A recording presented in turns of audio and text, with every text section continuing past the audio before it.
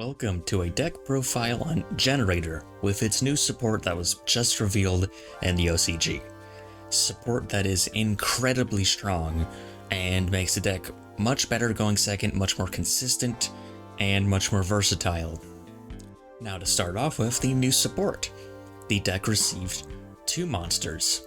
Starting off with, we have Vara, Sadir of the Generaider bosses, a new level 9 main deck monster that is a fire fairy with 2500 attack and defense. And it has 3 effects. The first of which is that you can only control one Vara. The second effect is that if this card is in your hand or your graveyard, you can send one other Generaider card from your hand to the grave, special summon this card, but banish it when it leaves the field. Which is an incredible effect that can be extremely abused by the fact that if you detach this as Xyz material, it does not banish itself, allowing you to repeatedly loop this card over the course of a duel. And this is relevant because of its third effect, and that is if this card is special summoned, you can special summon one Generaider monster from your hand or graveyard except for Vara. This is any of them, even Laevatein. And this effect can unbrick you, can be used for a grind game later on, can be used to make big pushes, make big Xyz. This card basically does everything for the deck, and just changes how much strong and how much power it has by an insane amount. And to complement this is the new rank 9 Xyz, Laevatein Generaider Bosses of Shadows. This is a rank 9 fairy fire Xyz of 2500 attack and defense, the same stat line. And to make it, you need 2 or more level 9 monsters, and you can only control one Laevatein. As far as its effects go, all monsters your opponent controls lose 1000 attack and defense, and the other is that you can quick effect tribute this Xyz summon card to special summon a non-fairy Generaider Xyz from your extra deck. Then attach cards from the field or any graveyards to it as material up to the number of materials this card had. So this card is very interesting as it not only does it debuff all opponent's monsters, but this summon effect allows you to even turn it into effectively a DD Crow by attaching cards from your opponent's graveyard to the summoned monster's material. And this can be used in the battle phase to put on more damage, as this does not care what battle position the summoned monster is in. And your main target to summon it is Invoked, Generaider Boss of Eternity, which I'm sure you'll recognize if you've played Generaider before. But the relevant parts is that it gets attack and defense per material, and it can quick effect detach material so that each player draws one card and attaches a card from their hand or field to this card. And so this, in tandem with Laevatein, allows you to, just on this card on its own, put 6500 points of damage on the opponent, which is a lot to just drop out of nowhere. So this card, while relatively niche in its uses as it's not always going to be useful, is a nice way to improve the end board and put on more damage. And just becomes even better as you have more monsters on your field already. Now as for the existing Generaider lineup, if you do not know what it is, it starts off with the main one, Laevatein, Shadow of the Generaider Bosses, which you can only control one of. All Generaiders you control gain 1000 attack and defense during your opponent's turn only, and during the main phase, you can quick effect tribute a Generaider to special summon a level 9 Generaider with a different name from your deck, and you can only use this effect once per turn. And well, this is a way to basically get any Generaider out, and it's very useful as it also, with the help of one Generaider, allows you to search the field spell. And well, the main target for that is Mardal, which is a Generaider. When it's summoned, you can search a Generaider card or a plant, and your main target with the field spell, and this is one of the best targets for Laevatein. And with the help of some other cards like Hera and the new Vara, you can loop this card over and over to search more Generators. Then the boss monster, Har, which once per turn if your opponent adds a card from deck to hand, except in a draw phase, you can quick effect force your opponent to send a card from hand or field to the grave, essentially making whatever the search was a -1. And when a card or effect is activated, you contribute 2 Generaider or Spellcasters, negate the activation, and if you do, destroy that card. So it's now going to negate the interrupt searches with 3k attack and defense. And I'm playing 2 of this because, well, that's pretty standard, it's a strong card. Then I'm playing one Hela, whose main effect is that you contribute one generator or zombie to reborn a generator or zombie with a different name, but in defense position. And well, this is a pretty good effect to repeatedly reborn generators, and is especially good with cards like Vara to swap between each other and make rank 9s. To note, this card must target. Vara, however, does not. Then the last generator boss monster, Utgarda, generator boss of Delusion.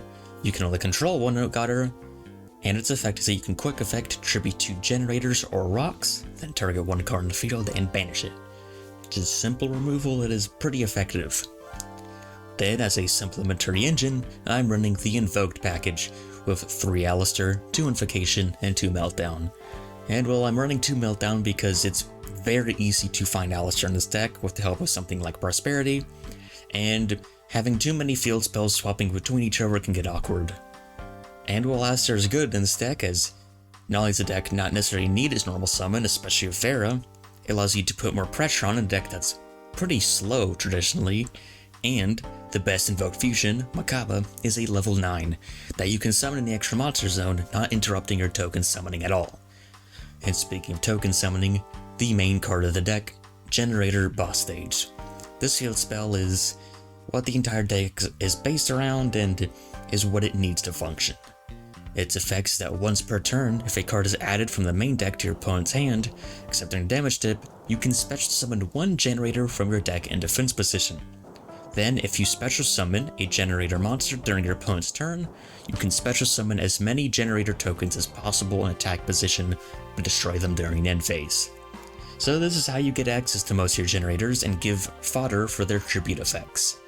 And this deck has plenty of ways to find this card, 2 of which is the Terraforming and Generator Boss Quest. This allows you to reveal 1 generator monster in your hand, and then add 2 generator spell traps with different names, and place the revealed card on the bottom of the deck. It's a way to unbrick yourself, which is pretty nice, although less necessary with Vara. Then 3 Pot of Prosperity, as a lot of the extra deck is not necessary, and being able to search for a specific card is very useful. 3 Dark Rune and more, it's Pote format. This is pretty standard, a Called by the Grave. And then for the Generator Trap cards. Generator Boss Room, which is a continuous trap card, whose effect is that when your opponent activates a card or effect in response to the activation of your generator card or effect, you can discard 1 card, your opponent's activated effects become each player draws 1 card. A very interesting negate to stop from your own cards from being interrupted, and it's nice and easily searchable. Then, 3 Generator Boss Fight, which activates the field spell from your deck or graveyard, then your opponent draws 1 card. So not only is a way to recycle lost field spells, it also triggers it. And while this card can get cloggy at some point, Vara allows you to turn this card into advantage, so it's fine to run 3. Then 3 Solemn Judgment, as cards like Evenly Matched can pretty much end the duel on the spot. And 3 Impermas, it's a nice staple card.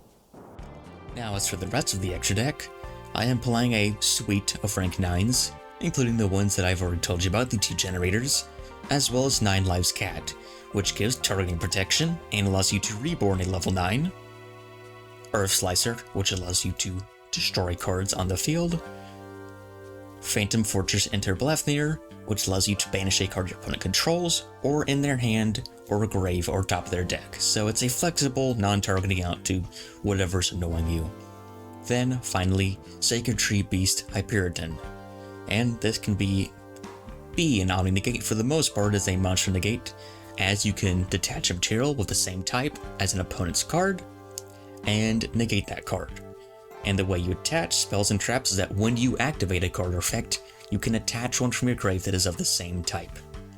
Then, of course, Zeus, as a deck with tons of Xyz like this, can definitely make use of.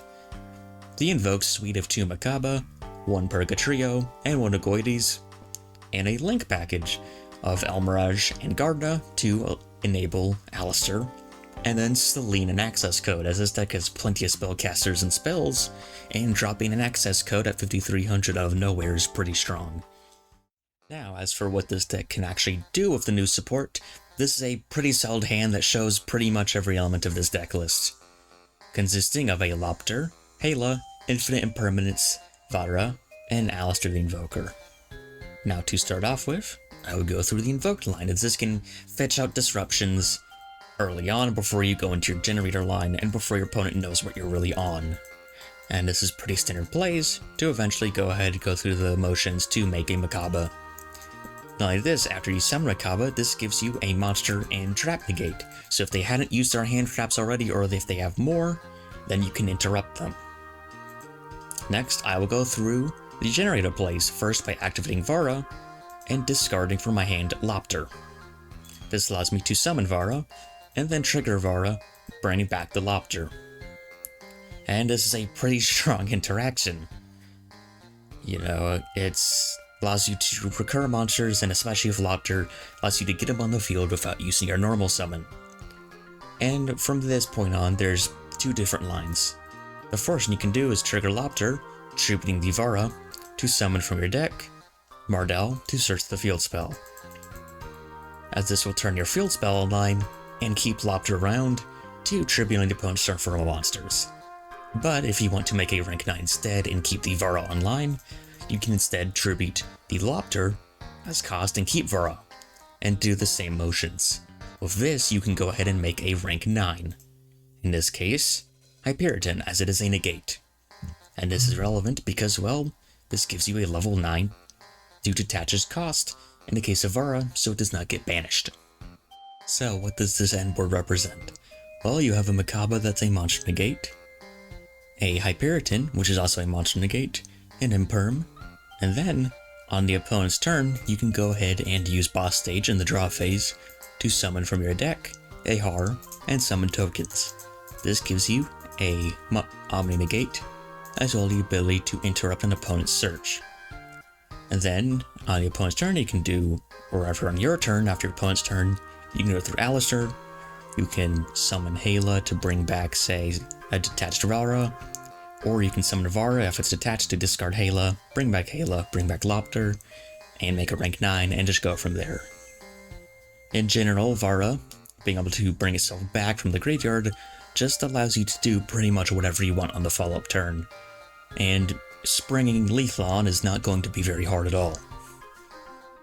So in conclusion, this support is incredible.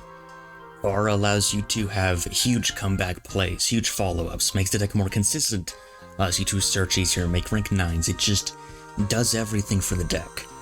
It even lets you unbrick, turns unusable spell traps online, and the new rank 9 is definitely interesting, giving a nice graveyard disruption, as well as a way to make a big offensive push when you need to, or bounce around targeting disruption.